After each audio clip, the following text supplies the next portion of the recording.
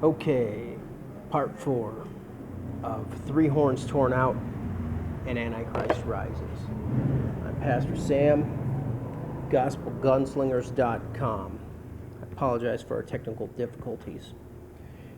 Willem Alexander, the King of the Netherlands, is the second royal house, a centuries-old dynasty, a descendant of William of Orange, and he has sent his ship, the HNLMS Everton, a fully modern destroyer, into the South China Sea with the carrier battle group following the Queen Elizabeth carrier on the picket line.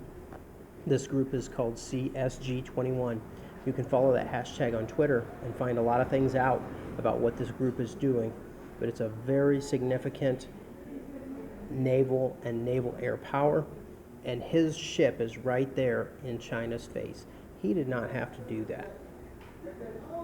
This is another house that's standing up against the Antichrist right now, standing up against the world bully and the great dragon, the Leviathan, represented by Red China. Thank God. And this is a lesson to you and to me that we can stand up against tyranny. And it may not be a winning battle, but we're going to make it hurt for them. We're going to make it hurt for them, and we're going to try to give our children a chance. You have to bet the farm to do it.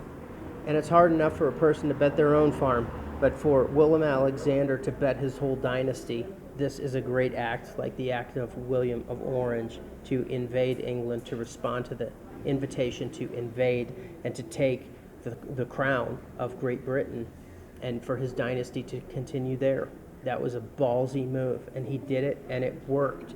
And it was the end of Catholic government in England. All right, so the third house, which is really the first, the dragoness, Queen Elizabeth.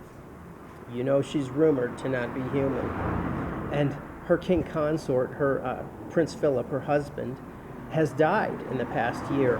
And he was the one that was related to Count Dracula that comes out of Transylvania from Eastern Europe. Her house comes from a different place. David Icke says her house comes from Queen Victoria, the original dragoness. In fact, she may be the same dragoness if you listen to him, and stranger things have happened. But her house is different, and her attitude has changed since Prince Philip died. By the way, Prince Philip is the patron saint, really the deity of the cargo cults of the Pacific.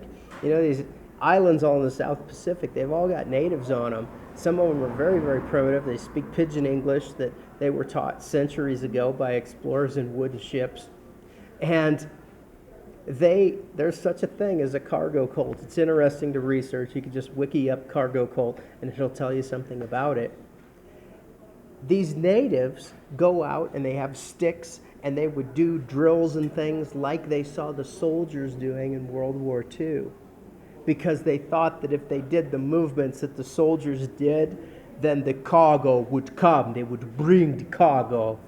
And the cargo planes would fly over and drop pallets, food, uniforms, military equipment, guns, ammunition, every kind of valuable, everything you need to fight a war or to live. And for a primitive tribe that lives in huts made of banana leaves and wearing loincloths, that's just unbelievable, unimaginable wealth would fall out of the sky. But these cults persist to this day, and they actually take their sticks out and they go out and drill, and some of them actually have some kind of uniforms and some kind of weapons and stuff, and there are different rituals associated with military activity to bring the cargo.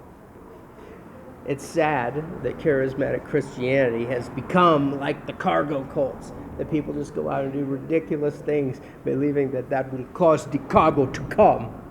And of course, the one who authorizes the cargo would be their god, Prince Philip. Well, now he's dead, and you know what's happening? The U.S. is doing airdrops. And the news article came out and said, we do these drops every year. It's kind of a gesture of goodwill to these primitive peoples on these islands, and we want to maintain our relations with them. But there's a whole unspoken thing that the king of the cargo cults, their deity, Prince Philip, has died. So now the cargo cults And they have to decide what to do. Maybe we need to get some teams together and go evangelize the cargo cultists. But I'll tell you something else. The cargo has begun to come again. Because now the Pacific is being militarized again for war.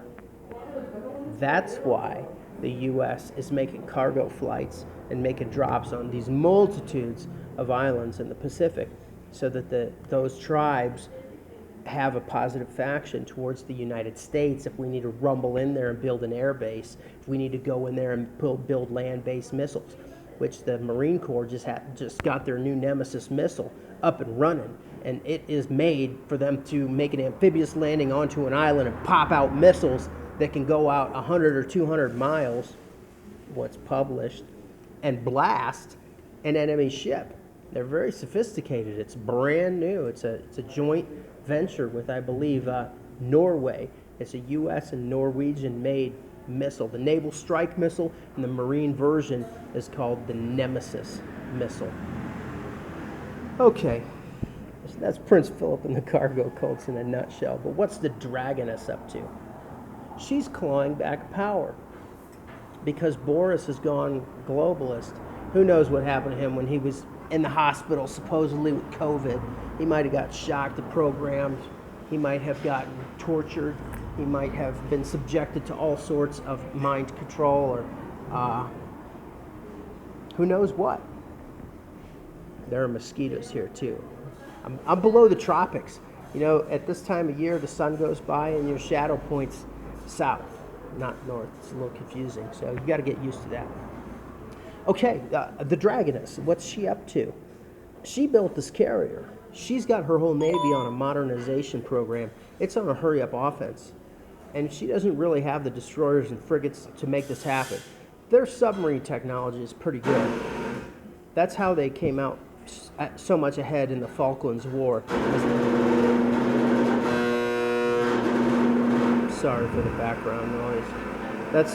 That's how they came out so far ahead in the Falklands War, is that Her Majesty's Navy had very sophisticated nuclear attack submarines, and they went in and sunk the flagship of the Argentine Navy and caused them to withdraw their aircraft carrier. They had a carrier at the time, and were causing a lot of damage with it too. So the Dragoness has appointed, not only sent her ships up in the face, her 2 frigates, her submarines, their only fully operational destroyer. Now she's got a new flight of destroyers under construction and a new flight of frigates under construction that are more sophisticated and really heavy ships. So Britain's going to be able to stay in the fight for some time, and do remember that Britain is a nuclear power and has nuclear submarines. So she's sent all of that in the South China Sea, right up in China's face to confront them. The other thing she's doing is getting the Commonwealth back together. New Zealand, Australia, and Canada, most notably. Canada's very important. And Canada's been part of these drills, naval drills. So they've had 1 or more ships involved in these drills on the way to the South China Sea. In Australia, the ships are called HMAS. Now, the head of state of Australia is Queen Elizabeth, the Dragoness, at 95 years of age. Yeah. And HMAS is Her Majesty's Australian ship, and they've got at least 2 ski jump aircraft carriers, probably fully operational battle stations with F-35s on deck. If not there, they're working to that, because everybody knows that this is the confrontation of the hour right now. And I know you're not hearing about this in the mainstream news, except that the Secretary of Defense, Lloyd Austin III, landed in Singapore today and gave 2 speeches. And his 2 speeches were like, yeah, we're committed to defense of Taiwan under a one China, 2 China's policy, to not piss them off too much. The fact is, the U.S. and Secretary of Defense Austin had to show up to just act like he's a part of this, because I believe this is the military, it's things that Trump set into motion, and they've been signed. The carrier joint agreement was signed by Lloyd Austin. I think that he's more concerned about affirmative action and some other things than really defeating the China menace. He's pretty concerned about, getting a woke military and vaccines and stuff like that are very globalist. But the fact is, our military is steaming to China from the east and from the west and from the south, and it's happening right now, and it's all on my blog, subscribestar.com/gospelgunslingers. All those links are on my Twitter too. The easiest thing to share sometimes is to get on Twitter and share a tweet. You can tweet it to somebody else. You can send it to another platform, and they can just click on that link and their browser will go to Twitter. If you get unfollowed on Twitter, that's why I have a button right on gospelgunslingers.com. Even if you're not, if Twitter begins to unfollow people, you can just, on my website, hit the Twitter button and it'll take you right to my feed, day or night. So the Dragoness is the one who has really initiated this rebellion.